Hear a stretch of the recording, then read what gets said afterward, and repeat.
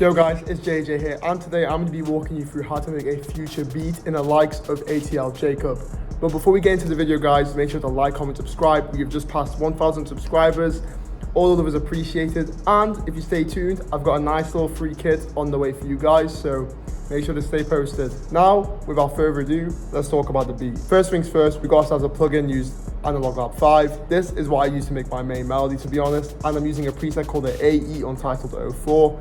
This is from a Haze bank called Lost Elements, as we can see here, and this is the preset I use. So from what we can see here, I did this at quite a high BPM because, you know, Future and ATL Jacob, they've got a nice little bit of chemistry with those aggressive beats. So to get that evil aggressive style, went for a 170 BPM and started off in a scale of D sharp minor, laying down this essential pattern. And to break it down, it's quite simple. Just playing the root notes, as you can see, at different octaves, and then in between trying to fill out the notes, using the notes that are 1 semitone apart, as we can see here and here. The reason we do so is because these notes in particular within the scale give a lot of dark atmosphere, creates that tension that we like in them future beats, so that's why I did that. Then the next thing I did was I rendered this whole melody out. Just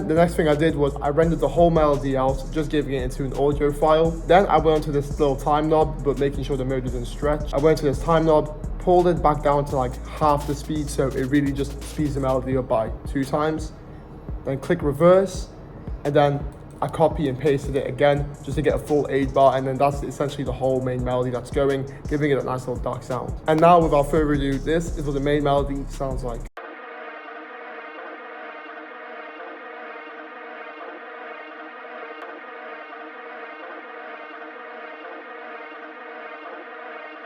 And there we have it guys. Now, as for the effects, the first thing I did was get myself an EQ, cutting off all of the lows and ducking some harsh frequencies I wasn't a big fan of. For a bit of texture, I added this Portal Bank preset called Multi, of course using the VST here. And then last but not least, I added some Valhalla Vintage Verb just to add that ambience and make the sound much more darker. And of course, without forgetting stereo separation, I stereo separated the sound 25% just to make it wider in the headphones. So if you're watching this tutorial, I recommend watching it with headphones on. I really do break down the mix. For the next component of the melody, I got myself a piano VST called Piano V3.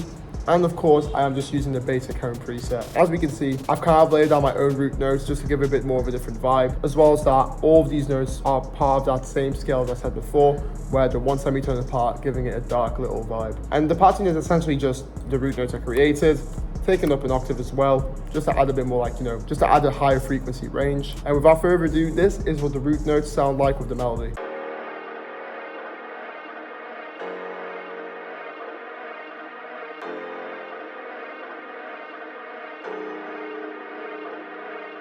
And there we have it. As for effects, I got myself another EQ cutting off all the lows, and then of course some Valhalla Vintage Verb to add more ambient. And now for the next sound, I use a preset called the Bright Bells from the VST Expand 2. It's a go-to VST of mine. It's very cheap. I highly recommend it if you guys don't have it. And of course, this preset is found in the Bells bank. So from looking at the melodic pattern I came up with, which is essentially the counter melody, it's 2 very similar patterns, which both start, as we can see, from the beginning of each 4 bar with these 4 main notes. However, for a bit of variation, as you can see, I use the F sharp and the F, and then the B sharp and the A. For the bit of variation, I use the F sharp and the F at the first 4 bar, and then the B and the A sharp in the second half of the 4 bar. And just in doing so gives it a bit of variation, but it's very simple and straightforward, as we could just see.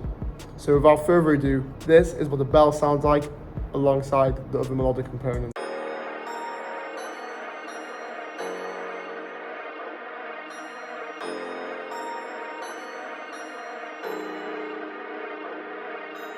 And there we have it, giving it a nice little bit of high end. And of course for the effects, straightforward as per usual, an EQ cutting off all unwanted frequencies, and then a Valhalla Vintage Verb to add again some reverb and that ambient. And then last but not least, I stereo separated this specific melody around 60%, really widening it, but it's not too far in your face. Next up, we got ourselves Analog Lab 5, yes again, and I am using a preset, a bass preset to say, called Omen. And all I'm doing really is just following the root notes of the piano as seen before, so pretty straightforward. And this is what the bass sounds like.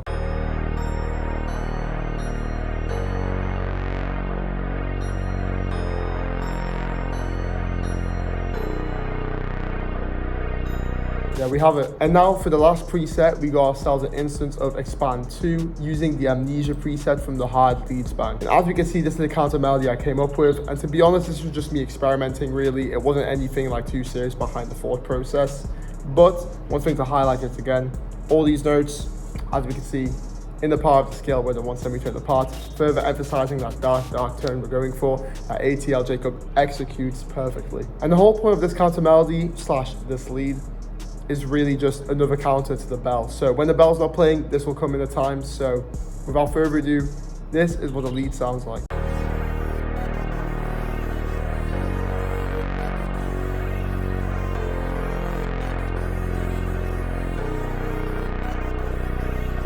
And there we have it. As for effects on the lead, I've got myself an EQ again, calling off all of these lows and ducking some highs. Then a fruity phaser on the default presets, just around like 50 to 60%. And then last but not least, some more reverb, because why not? But now guys, the final thing I did to the whole melody to actually finalize the sample, all I did was just add a sound shifter to the master, ducked the whole sample down by 2 semitones, taking it from a D sharp minor down to a C sharp minor. And now this is what the sample sounds like.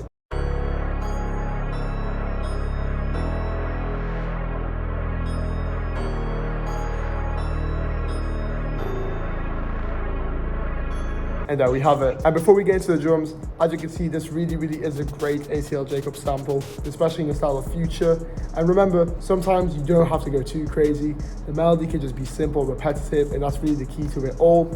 But it's important to add that variation, try and manipulate those sounds that we have and do the best with what equipment / VSTs we have, because realistically, we can't really afford all those thousands of dollars worth of equipment that we see Mike Dean and, you know, of course, ATL, for example, own. So going into the drum pattern now, of course, using my kit, which will be coming to your house very soon. First things first, we guys have a nice little snare called the Too Good snare, laying on a very simple pattern that we all know and love, but what else is there to say really? Next up, we guys have that hi-hat pattern, and it's essentially just a 4-bar repeated, making it a total of 8 bars. But I cannot lie to you guys, this pattern was pretty complex when I made it, and it's essentially just a bunch of crazy rolls.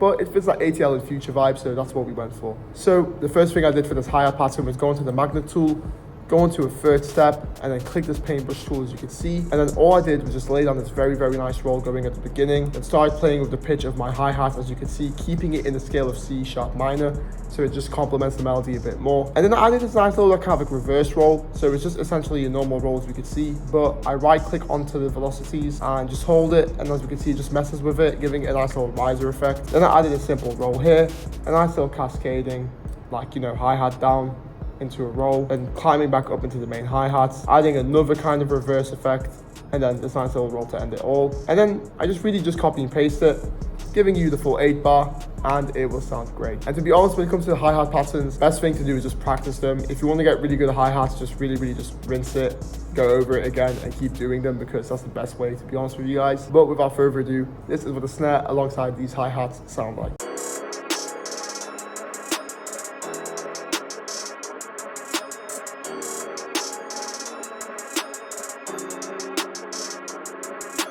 There we have it. And now for the 808, of course, we are using an 808 from my kit called the Tron 808. Shout out Prod DB and shout out Prod Cloud, you know, the Tron enthusiasts themselves. And as we can see, this is the 808 pattern I came up with, following the root notes laid down by the pianos before. Of course, 2 semitones shifted downwards. And it's essentially just this nice little pattern repeated, but just fit in the actual, like, you know, root notes, and then did it again for the second half of the 8 bar. And it was pretty much that straightforward. But one key tip I repeat in every video, guys, and this applies to your kicks and your 808s, max your velocities out. And the way you can do this is click Ctrl A to highlight the whole thing, then using the scroller wheel on your mouse, hold it down and then scroll all the way up, as we can see down there. The reason I emphasize this and I advise you guys to do this is for 2 main reasons. It makes your 808s and your kicks hit much harder in the mix, and second of all, it's just more appealing to artists and producers when you hear a beat with knocking 808. And as for the kick, I am using the bow kick from my kit, of course, because it's a bow kick, it will knock your headphones off, and it's essentially just following the 808 pattern that's at root notes with the velocities max. And now, without further ado, this is what the 808 sounds like with the kick.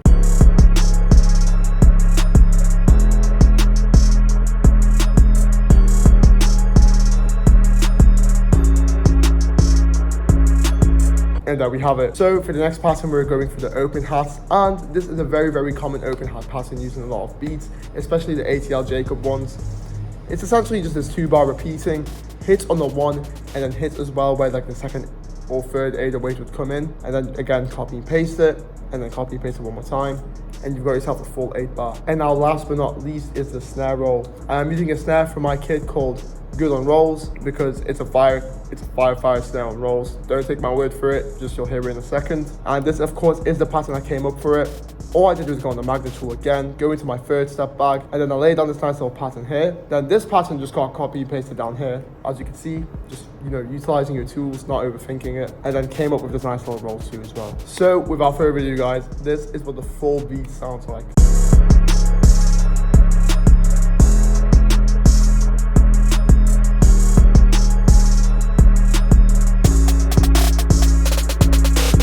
There we have it, sounding super fire for future, of course in that ATL Jacob style. But before I wrap the video up, let me walk you through the beat breakdown. Now looking at the beat breakdown, it may look a bit complex, but to be honest it's quite straightforward. Now if we focus in on the first 8 bars, I first start off with the main melodies such as the bass, the keys, and of course that nice little synth that goes on at the beginning. Introduce like the main drums without the 808s at the second half of the 8 bar because the bass is playing, so my snare, my hi-hats, my kick, and of course my snare roll to indicate we're hitting the chorus. Then my chorus comes in, which is 2 8-bar long. First 8-bar introducing all the simple drums alongside the main melodies. Then for the second half I introduce the open hat, the snare roll, again for the transition really, and then the bells. And looking into the final component, which is the verse, it's made up of 3 8-bars, making it a total of 24. But let me just break it down into sections. The first 8-bar is pretty much the 8-bar after your hook, keeping it simple and sweet. So all my 808s are playing with the hi-hats and snare alongside the main melody, but nothing else going on, no kicks,